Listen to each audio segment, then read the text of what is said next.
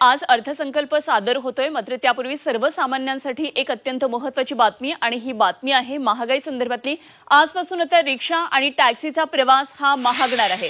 रिक्षा टॅक्सीच्या दरामध्ये 3 रुपयांची वाढ झाली आहे। कूल कॅबच्या दरामध्ये 8 रुपयांची वाढ झाली आहे आणि आजपासून हे नवे दर लागू होत आहेत।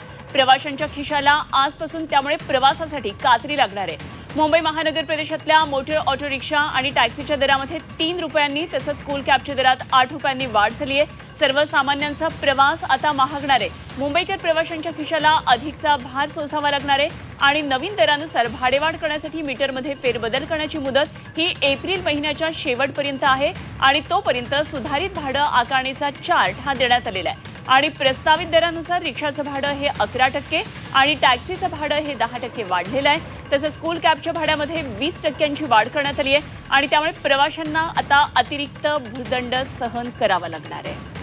आमची प्रतिनिधी सीमा आढे सध्या आपल्याबरोबर जोडल्या गेली आहे। सीमाकडून या संदर्भातली आणखी माहिती जाणून घेऊया। सीमा, आज सर्वसामान्यांचा प्रवास आजपासून महागणार आहे। खरं तर एकीकडे अर्थसंकल्प सादर होतोय, लोक खरं तर प्रतीक्षा करतात की स्वस्त कधी होणार, मात्र हे थोडंसं उलट होत चाललेलं आहे। आजपासून प्रवास सर्वसामान्यांचा महागतोय। नक्कीच अनुपमा, मुंबईत आता सार्वजनिक वाहतूक अर्थात रिक्षा आणि टॅक्सीचे दर जे आहेत ते वाढलेले आहेत। त्यामुळे दररोज टॅक्सी आणि रिक्षाने प्रवास करणाऱ्या प्रवाशांच्या खिशाला आता कात्री बसलेली आहे। रिक्षाच्या दरामध्ये 3 रुपयांनी तर टॅक्सीच्या दरामध्ये सुद्धा 3 रुपयांनी वाढ झालेली आहे, तर कूल कॅबच्या दरामध्ये 8 रुपयांनी वाढ झाल्याचं आपल्याला बघायला मिळत आहे।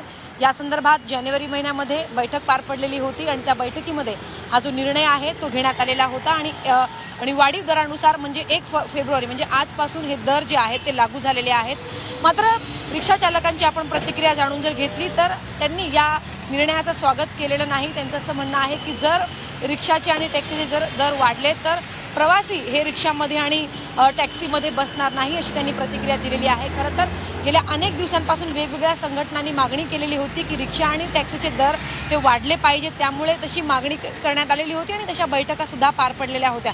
मात्र आजपासून हे दर लागू झालेले आहेत आणि जेव्हा रिक्षा चालकांची आपण प्रतिक्रिया जाणून घेतली तर त्यांचं असं म्हणणं आहे की आम्हाला मोठ्या प्रमाणात त्याचा फटका बसणार आहे, कारण जर दर वाढले तर आम्हाला मीटर बदलावे लागतात आणि त्यासाठी 1200 रुपये आम्हाला मोजावे लागतात। त्याचसोबत इतर खर्च सुद्धा आम्हाला येतो आणि जर पैसे जर वाढले, दर जर वाढले तर लोक मग ऑटो किंवा टॅक्सीने का प्रवास करतील, मग ते 5 रुपयाने बसनेच प्रवास करतील। हे कुठं हा जो निर्णय आहे तो आम्हाला जो मान्य नाही किंवा त्याचं स्वागत जे आहे ते खुल्या दिल्याने करण्यात आलं नसल्याचं आपल्याला सध्या बघायला मिळत आहे। आपल्यासोबत काही ऑटो रिक्षा चालक आहेत, आपण त्यांच्याशी बातचीत करूया।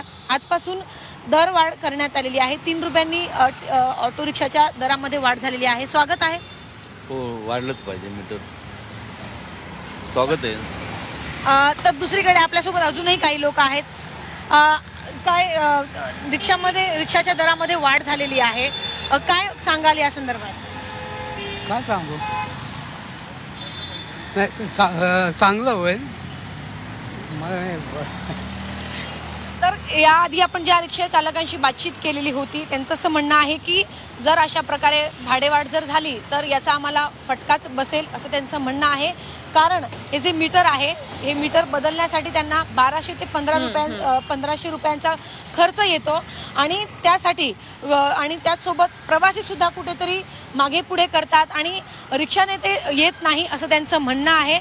खरं तर आजपासून ही भाडेवाढ करण्यात आलेली आहे आणि मीटर बदलण्यासाठी जी मुदत देण्यात आलेली आहे एप्रिल महिन्याच्या शेवटपर्यंत हे मीटर बदलण्यात येईल आणि तोपर्यंत नवीन दरानुसार जर त्यांना पैसे आकारण्यासाठी एक नवीन चार्ट जो आहे तो प्रत्येक वाहन चालकाला, प्रत्येक रिक्षा चालकाला देण्यात येणार आहे। मात्र काही रिक्षा चालक जे आहेत ते या निर्णयाचं कुठेतरी स्वागत करताना आपल्याला बघायला मिळत नाही, तर काही रिक्षा चालक म्हणतात की हा जो निर्णय आहे तो स्वागतार्ह आहे। मात्र त्यामुळे आता बघणं महत्त्वाचं असणार आहे की कशा पद्धतीने मुंबईकर या दरवाढीवरती प्रतिक्रिया देतात। निश्चितच खरं तर सीमा, या सगळ्यामध्ये महत्त्वाचा पार्ट आहे तो म्हणजे प्रवासी नेमका जे रिक्षानं टॅक्सीनं प्रवास करणार आहेत त्यांची नेमकी भूमिका काय आहे, कारण प्रवासासाठी आता त्यांना अधिकचे पैसे मोजावे लागणार आहेत। धन्यवाद सीमा, केलेल्या या सगळ्या सविस्तर बातचीतसाठी आणि दिलेल्या माहितीसाठी।